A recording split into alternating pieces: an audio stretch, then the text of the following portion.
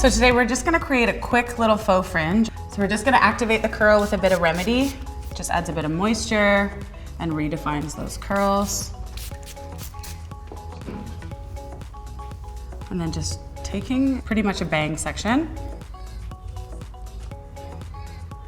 You're gonna twist it and bring it forward. Secure with a few bobby pins.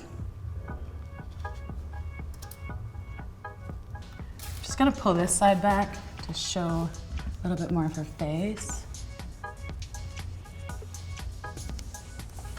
We're just gonna take a little bit of texture gloss and kind of dilute it with the oil just to give these curls a little bit more definition.